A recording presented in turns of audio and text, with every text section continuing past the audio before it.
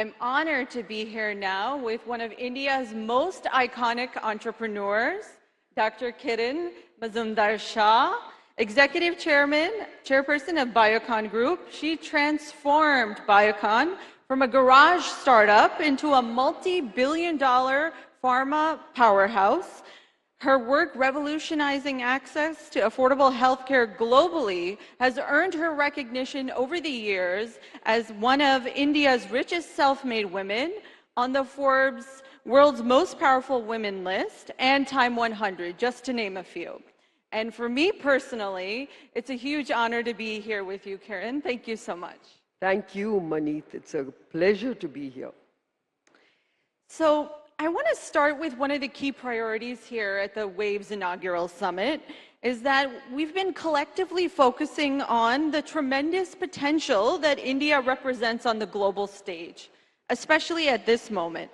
His Honorable Prime Minister Modi spoke yesterday about the orange economy and the creativity, culture, and collaboration. So I would love to get your thoughts on what that means for you. So I think, when we talk about the orange economy, it's about a creative economy. And if you think about how media and entertainment has created very, very significant creative economies in many parts of the world. For example, if you think of how Lord of the Rings created an amazing creative economy in New Zealand, if you think about how Harry Potter created a great creative economy or an orange economy in Great Britain. And not only that, Harry Potter took things out of the UK. They created theme parks in the US and Abu Dhabi, and that's the opportunity you have in creating these global creative economies. And of course, in the US, you have Disney that has created an amazing, creative economy based on all its films and theme parks and what have you. So I think films are the launching pad of creating this universe of narratives, okay? And if I look back on India, did we have lost opportunities? Sholay was a blockbuster film. Could we have created a creative economy around Sholay? We have Bahubali. Can we now create a creative economy around Bahubali? That's the innovative potential that, the orange economy has for a country like India. And I know that as an entrepreneur, as an innovator, to create these kind of new spaces, it takes time, but you have to start. Right. So the way I look at it is India has this amazing opportunity because we have this very rich and diverse, narrative from various parts of the country and from every part of the country. How do we create this orange economy from these kind of opportunities is my reading of what this orange economy has to offer. How do we create something out of very, big epics? I'll give you an example. Ramayana, a great epic, okay? And when we talk about tradition meets technology, technology can take our tradition global, right? Right. So if you think about, as I mentioned, Ramayana and how Ramayana has been a great epic that has been cinematized. But that cinematic effect has only touched the Indian diaspora around the world. Right. But if you think about what George Lucas did to Ramayana, he borrowed from Ramayana and created Star Wars, which was a blockbuster sci-fi movie production. For decades now. For decades, and it still is relevant today. Yeah. Because epics are timeless. You can create these narratives, but you have to, change the narrative. Technology changes the narrative, and we need to learn to do that. And I love what you said in some of our earlier conversations, that India needs a new narrative to propel itself forward. Yeah, India needs a new narrative, and technology is that new narrative. So it's the marrying of the technology and the creativity and this rich culture. So coupled with that, India, I think, has crossed 1 billion smartphones in the next year, right? And you just said technology will drive India forward and will be that new narrative. How can we leverage all of this access to push the country to the next phase? So I think we're at a very exciting time in our history, okay? First and foremost, you've got this amazing technology ecosystem that's rapidly developing in India. 1 billion smartphones, you've got a very, important and robust, growing digital infrastructure, and you've got a tech-savvy Gen Z. How do you use new technologies, AI and VFX and everything else, to really launch ourselves into the global space? That is really what innovation is going to be. It cannot happen overnight. I mean, I know as someone who develops molecules, right, that it takes a long time to develop a blockbuster molecule or a novel molecule. But you have to start somewhere. You have to conceptualize, you have to strategize. So it's like you have to ideate, you have to revolve a strategy around it. And the most important thing is, it's about creating that launch pad. I created my launch pad, when I thought about creating a biotech company in my garage. Mm-hmm. When I created my company, that was the launch pad. That launch pad could make me do anything. I created a biotech company which I started with enzymes, mm-hmm. but it took me to biopharmaceuticals. Right. It took me to many aspects of biopharmaceuticals.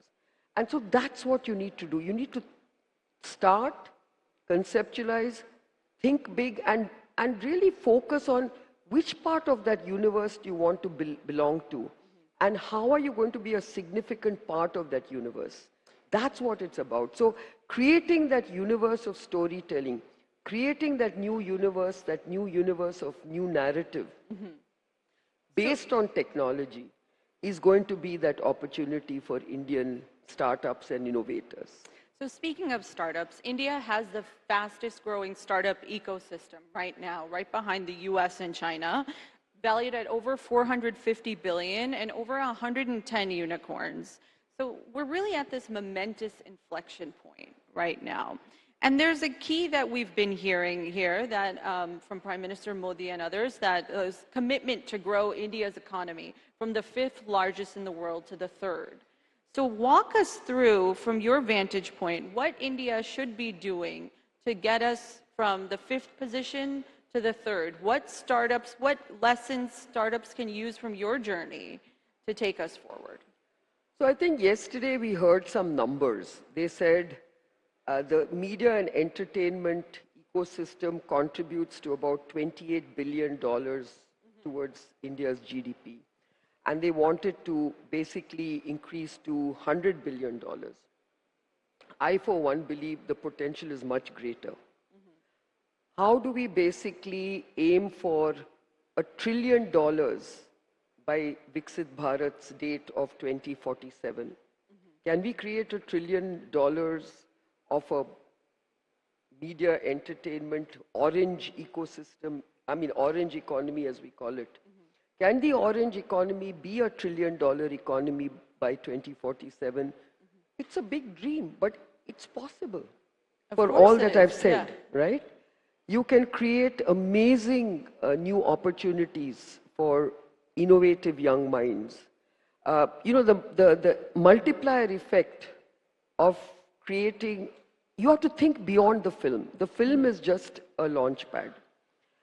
The film is what allows you to build a much greater franchise. And it's about building that brand, right? Mm-hmm. And that creates your larger and larger ecosystem. It's like what we call this waves. It starts with ripples, but the ripples translate into waves. Mm-hmm. That's what we need to aim for. We need to aim to think big, to create these large opportunities out of one single success. How do we create that success? How do we create that blockbuster film and make it much bigger than the film itself? Right. That is the opportunity we are talking about when you talk about, the universe of media and entertainment. So I want to talk a moment about leveraging all of the strengths of India for the startup ecosystem. How can startups leverage India's creative legacy, like Amul's Wit or Air India's Maharaja, to build new age IP and visual narratives, right? That is one of the keys to unlock here with the startup ecosystem. So I think, whilst we keep talking about media and entertainment, I think communication is a big, big deal for this country. I think when you look at just corporate communication, I think, communication itself has changed. It is no longer about going to a movie theater to watch a movie on screen. People want an immersive experience. People want a 3D experience. People want an interactive experience. AR, VR is going to play a very important role going future. How do we imagine all this? What are the theaters of the future going to look like? That's the innovative opportunity that young entrepreneurs have, right? And it goes beyond movie halls. I think you have to intertwine everything. So even if I want to message today as a corporate, how do I intertwine my message through the larger entertainment ecosystem? I think that's the way the opportunities are going to arise. Who are the new people who are going to make corporate films? Who are the new people who are going to design new events? And that's what it's about. And if you look at, what's happening in India, like you said, I'm very excited to see some of the bold experiments that are being tried out today. I know that Shekhar Kapoor and A.R. Rahman, for instance, are using AI to, try out a very bold experiment in Dharavi, in hip-hop and rap music, where they're looking at the young talent in Dharavi to see, can they go global? Can they be global superstars? Now, I think these things are possible. You saw that we've had great successes, Natu Natu at the Oscars. Yes. So why not? I mean, we have to think global, we have to think big, and we have to be very relevant in the global context. We cannot be trapped in our traditional mindset and just keep it to ourselves and keep it to the Indian diaspora. We have to think about making global impact. And I think this is the time when technology meeting tradition can become a global phenomenon for us. I want to circle back really quickly to one other interesting point that was made yesterday, was that going forward in the future in India and across the world, that the next unicorns are not going to be apps. They're going to be creative individuals, right? And so that is really key to India's story here, right? Where over 50% of the population is under the age of 30, if I'm correct there. So that's a huge asset, especially for the creator economy and propelling the path forward. Yeah, so I think technology today is transforming this universe of creators, okay? I think creators have limitless possibilities. But having said that, creators need to be IP-driven. You cannot have people knocking off each other's creations or creativity, right? I think you need creators to protect their IP, to protect their ideas, to make sure that these ideas are very different. You have to challenge the status quo. You have to challenge your creativity and your creative instincts. I think that will really create these wonderful opportunities for creators. But I couldn't agree with you more. Today, India is really focused on apps, but the bigger and much more exciting opportunities lie in creating new ideas and new aspects of the media and entertainment. And so once you've created that brilliant new idea, and as a part of this orange economy and the path forward, what is your advice for having created a very successful global company that is recognized in every major city in the world and has huge, tremendous impact, for how startups should interact in today's fractured geopolitical environment, or how they should be thinking about going global once they have achieved, some of the first steps that we've laid out here? So I think every startup entrepreneur has to be driven by an idea. Okay, that idea can be big or small, but it's the first starting point. It's your launch pad.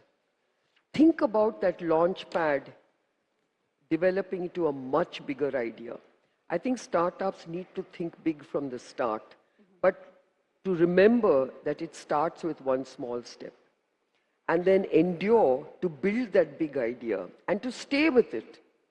Because if you want to exit very soon or exit at the first impediment or failure, you will never create that into a big idea. I could have given up very often, along my journey at the first few failures I had. But I had a much bigger idea. I felt it was such a big opportunity for me that I couldn't give up so easily. So I think startups have to, remember that this is a journey. This is a journey with impediments. You make mistakes, but you also learn. The feedback loop is very fast. And so you learn, you pick yourself up and keep driving that bigger and bigger idea. I think the creative space is one of the most exciting spaces, because you start with an idea which you're excited about, and then you build that idea into a much bigger opportunity. That to me is what a startup journey is about. And I would say to every startup in the creative space that no idea is too big or small. It depends on how you want to shape it and how big you want to make it. I know we're just about out of time, but in closing, I want to ask one final question. As we look ahead to the next decade, what is your vision for Biocon and India's role in building a healthier, more connected, and tech-enabled world? Well, for me as an entrepreneur, I always wanted to make huge global impact to patients anywhere and everywhere. I mean, through affordable access to life-saving and essential medicines. But in the same context, I think the orange economy is about making this huge global impact through very creative ideas that are born out of our tradition, but translated into very big global opportunities. That's how you make global impact. That's how India will be omnipresent in every part of the world, because we have some story to tell which is so powerful that it resonates around the world. But technology will make sure that it resonates. Beautifully said. Well, Kiran, thank you so much for your valuable insights. And it's an honor being here with all of you in Mumbai at Waves. Thank you.